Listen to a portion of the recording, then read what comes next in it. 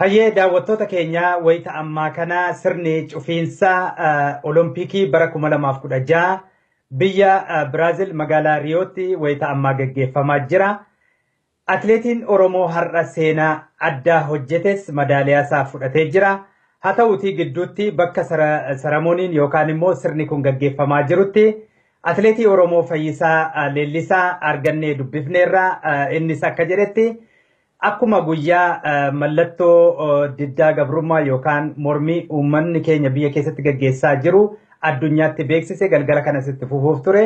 Haa ta'uutii koomishiniin yookaan dhaabbanni federeeshinii atileetiksii addunyaa hoteela inni qubatetti itti dhufanii fuudhanii edda deemanii booda wanta kana miidiyaa addunyaa yookaan sabaa himaalee addunyaa maraan waan waliin ga'e amma immoo irra deebi'ee sirna cufiinsa kanarratti akka hin dhiyeessine waan orkaniif amma itti fufuu hin dandeenye garuu kaayyoon jalqabuma mana karoorfadhee biyyarraa bahe galmaan gaheera jedheera.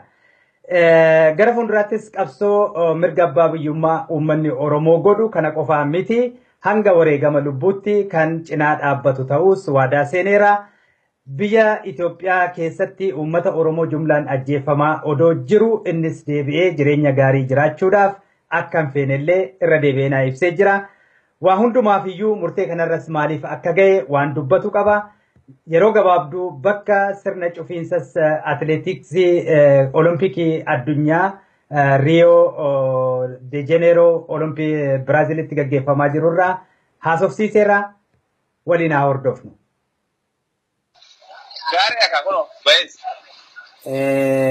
Mormii kee amma sirna cufiinsa kanarratti sitti fufta jedhamee ture dhiibbaa wayii sirra ture moo? Akkasi guyyaa na gaafatanii haala kana anis sirriitti waan ijaan qalbeeffanne itti fuftamoo akkamii yoo itti fuftee meedaaliyaa fi yookaan immoo adabbii sirragaa amantii fi waa'ee siyaasaa Olompikii irratti hin kaafamu seera akkasii tumamee jira. Kanaafuu naan jedhanii ani hoggasittaan fufan jedheeni achi booda immoo hoteelatti dhufanii akka akkas hin goone nagaa keekkachiisanii achumaan dhiisuu danda'e. Waan isaa garuu hubachiifteet? Hubachiisee taasisetti maan ture asitti hoggaa pirees konferensii irratti bal'inaan asirratti itti himee jira. Abba akkamii murteen keeree maalinni amma maalirra jirta? Sadarkaa akkamiirra jirta? Uummanni hedduu si faana cinqamaa jira? Ani murtiin kiyya achi waan an deemu natti fakkaatu asuma gara biyya ta'ee deemuun barbaada. Amma warra Olompik komitee ta'an imeelii isaanii naa kennani. Nu barreessi waan jiru hunda si gargaara naan jedhanii gara barbaadetti biyya kamitti akka deemuu dandeessu naan jedhan. Mee akkuma waliigalaatti hawaasni Oromoo har'a ati gootummaa ati raawwattee akka malee sitti boonee jira. Mee murtee kanarra akkamiin gahuu dandeesse Fayyisaa? Murtii kanarra kanan gahuu danda'e wanti hundumtuu nama dhiibaa wanti baay'achaa deemu yeroo tokkicha fottoquun isaan oolu waan ta'eef durumaan dursee kan namni kana quuqama gara keessa dhabeen jiru. Immoo carraan argate kanattis fayyadameenis haala kana amma tokko ga'ee kiyya karaan dirqama Oromummaa kiyya akkan bahu carraa kanatti fayyadamee godhuu danda'e jechaadha. Carraa kana waan hin argate. Akkuma beekamu har'a miidiyaan addunyaa BBC dabalatee waa hedduu miidiyaa hedduu irratti waa'uma kanatu himamaa ture. Haalli uummanni keenya biyya keessaa fi biyya alaatiin kun immoo qabsoo wareegama kaffalamaa jiru waliin gammachuu guddaatu deemaa ture. Waan kana gochuu keetti ati maaltu sitti dhagahame? Ati miira ati qabdu maali? Waan kana gochuu kooti baay'een na gammachiise. Wanti nama ammatti keessa deebii yookaan immoo na gaabbisiisee jiru. Anis Oromoota inni kan lubbuu isaa yoo wareegaa fakkeenyaaf jiraata yookaan immoo lubbuun jiraate kana gochuu kiyyaas akkasumara baay'ee nan dinqisiisu. Maaliif kun ana yaadannoo koo namoota kanarratti wareegamaniif kana gochuu kiyyaaf anaan baay'ee na gammachiisa. Kanaafuu anaan baay'ee carraa kanatti fayyadamee kana ibsuu kiyyaaf gammachuu guddaa natti dhagahame jechaadha. Akkuma waliigalaatti yeroo gabaabduu qabdu kana keessatti uummata Oromoof dhaamsa ati qabdu maali?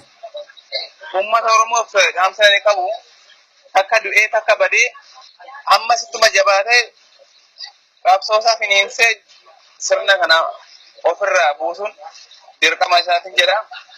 Eenyumtuu anis taanan abbaan barbaade anis akka dhuunfaa kiyyaatti yoomiyyuu uummata Oromoo biraan fagaadhu. Maali yeroodhaan booda maal gara qabsoottis ta'ee fuulli keenyaatti deemuun keenya citaadha waan ta'eef hundumtuu tokko ta'ee jabaatee sirna kana ofirraa kaasuun dirqama isaatiin jedha. Ayyee egaa yaada gabaabaa gidduu kanatti amma cufiinsa haala cufiinsaarra jirtanii kana gidduutti yaada naa kenniteef hedduu galatoomi. Bal'inaan walitti deebina Fayyisaa. Tole galatooma sinis.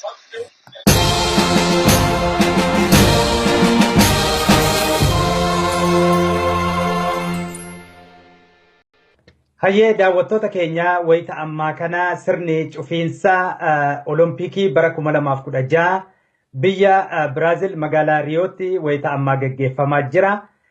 Atileetiin Oromoo har'a seenaa addaa hojjetes madaaliyaa isaa fudhatee jira. Haa ta'uutii gidduutti bakka saramooniin yookaan immoo sirni kun gaggeeffamaa jirutti atileetii Oromoo Fayyisaa Leellisaa argannee dubbifneerra innis akka jedhetti akkuma guyyaa mallattoo diddaa gabrummaa yookaan mormii uummanni keenya biyya keessatti gaggeessaa jiru addunyaatti beeksise galgala kanas itti fufuuf ture. Haa ta'uutii koomishiniin yookaan dhaabbanni federeeshinii atileetiksii addunyaa hoteela inni qubatetti itti dhufanii fuudhanii edda deemanii booda wanta kana miidiyaa addunyaa yookaan sabaa himaalee addunyaa maraan waan waliin ga'e amma immoo irra deebi'ee sirna cufiinsa kanarratti akka hin dhiyeessine waan dhorkaniif amma itti fufuu hin dandeenye garuu kaayyoon jalqabuma mana karoorfadhee biyyarraa bahe galmaan gaheera jedheera. Gara fuulduraattis qabsoo mirga abbaa biyyummaa uummanni Oromoo godhu kana qofaa miti hanga wareegama lubbuutti kan cinaa dhaabbatu ta'us waadaa seeneera.